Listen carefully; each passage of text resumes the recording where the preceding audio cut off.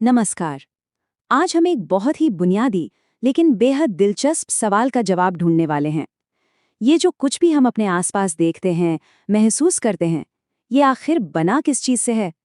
चलिए, पदार्थ के इसी रहस्यमय दुनिया की गहराई में उतरते हैं। तो शुरुआत करते हैं इसी सवाल से। सोचिए जरा, ये हवा जिसमें हम सांस लेते हैं, ये पानी जो हम पीते हैं, या वो कुर्सी जिस पर हम बैठे हैं, इन सब में कॉमन क्या है? ये सब असल में हैं क्या? और इस बड़े से सवाल का जवाब एक बहुत ही सरल शब्द में छिपा है, और वो है पदार्थ। जी हाँ, यही वो बुनियादी चीज है जिससे हमारे ब्रह्मांड की हर एक वस्तु बनी है। तो फिर पदार्थ होता क्या है? देखिए, वैज्ञानिक भाषा में कोई भी ऐसी चीज जिसमें वजन हो, मतलब द्रव्यमान हो, और जो जगह घेरती हो, उसे हम पदार्थ कहते हैं। एकदम सीधी और सरल परिभाषा है। पर कहानी यहीं से असल में दिलचस्प होनी शुरू होती है। पदार्थ कोई एक शांत ठोस टुकड़ा नहीं है, बल्कि ये छोटे छोटे नन्हे कणों से मिलकर बना है। इसे एक हलचल भरे शहर की तरह समझिए, जहां लाखों करोड़ों कण हर पल हरकत में हैं। ठीक है, तो चलिए अब थोड़ा और गहराई में चलते हैं। माइक्रोस्कोप लगाकर इन कणों की दुनिया में झांकते हैं और उन नियमों को समझते हैं जो इनके व्यवहार को कंट्रोल करते हैं। देखिए, सारा खेल बस इन 3 आसान से नियमों का है। पहला, कणों के बीच खाली जगह होती है। दूसरा, ये कण कभी रुकते नहीं, हमेशा चलते रहते हैं। और तीसरा, ये एक दूसरे को अपनी ओर खींचते हैं। यही 3 बातें तय करती हैं कि कोई चीज ठोस होगी, तरल होगी या गैस। कभी सोचा है कि अगरबत्ती की खुशबू एक कोने से पूरे कमरे में कैसे फैल जाती है, या पानी में स्याही की एक बूंद अपने आप कैसे घुल जाती है? ये सब विसरण की वजह से होता है। जब 2 अलग-अलग तरह के कण अपने आप एक दूसरे में मिल जाते हैं, तो उसे ही विसरण कहते हैं। और इसमें एक मजेदार बात यह है कि अगर हम तापमान बढ़ा दें तो ये प्रक्रिया और भी तेज हो जाती है। गरम चाय में शक्कर ठंडी चाय के मुकाबले कई ज्यादा तेजी से घुलती है। ऐसा इसलिए होता है क्योंकि गर्मी मिलने पर इन कणों की एनर्जी बढ़ जाती है और वे और तेजी से इधर उधर भागने लगते हैं। तो अब जब हम कणों के इन बेसिक नियमों को समझ गए हैं, तो चलिए देखते हैं कि ये नियम मिलकर पदार्थ की उन 3 सबसे जानी पहचानी अवस्थाओं को कैसे बनाते हैं, जिन्हें हम रोज देखते हैं: ठोस, द्रव और गैस। अच्छा, अब जरा इस टेबल को देखिए। ये इन तीनों अवस्थाओं का पूरा राज खोल देती है।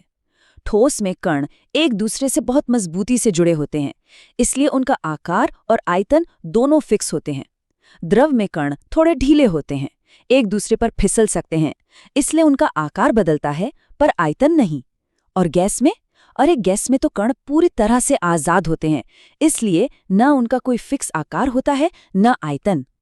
ये सब बातें तब और भी आसानी से समझ में आ जाती हैं जब हम अपनी रोजमर्रा की जिंदगी के उदाहरणों को देखते हैं, जैसे ठोस बर्फ, बहता हुआ पानी और हवा में मौजूद ऑक्सीजन गैस। लेकिन क्या कहानी बस ठोस, द्रव और गैस पर ही खत्म हो जाती है? क्या पदार्थ की बस यही 3 अवस्थाएं होती हैं? या फिर इस कहानी में कुछ और भी है? पता है, विज्ञान ने अब तक पदार्थ की कुल 5 अलग-अलग अवस्थाओं की पहचान की है। जी हाँ, 5। तो सवाल यह है कि बाकी की 2 कौन सी हैं? तो चलिए मिलते हैं पदार्थ के 2 एक्सट्रीम रूपों से। एक है प्लाज्मा। ये सुपर हॉट चार्ज्ड गैस होती है जो हमें सूरज, तारों और यहाँ तक कि बिजली की कड़क में भी मिलती है। और दूसरा है बोस-आइंस्टाइन कंडेंसेट, जो सुपर कोल्ड होता है। इसे बनाने के लिए गैसों को इतना ठंडा किया जाता है कि सारे कण मिलकर एक ही चीज की तरह व्यवहार करने लगते हैं। पदार्थ की एक खास बात ये भी है कि वो एक अवस्था में हमेशा नहीं रहता, वो बदल सकता है। और इस बदलाव के पीछे जो सबसे बड़ा कारण है, वो है तापमान। जैसे जैसे हम किसी चीज को गर्म करते हैं, यानी उसे ऊर्जा देते हैं, तो वो ठोस से पिघलकर द्रव बनती है, फिर भाप बनकर गैस, और अगर उसे और भी ज्यादा गर्म किया जाए तो वो प्लाज्मा में भी बदल सकती है। और इसका ठीक उल्टा भी होता है। जैसे जैसे हम किसी चीज को ठंडा करते हैं, यानी उससे ऊर्जा निकालते हैं, तो प्लाज्मा वापस गैस में, गैस संघनित होकर द्रव में, और फिर द्रव अंत में जमकर ठोस बन जाता है। लेकिन कभी-कभी पदार्थ बीच के रास्ते को छोड़ भी देता है, जैसे कपूर या ड्राई आइस। ये ठोस से सीधे गैस में बदल जाते हैं, बिना द्रव बने। इस कमाल की प्रक्रिया को ऊर्ध्वपातन या सब्लिमेशन कहते हैं।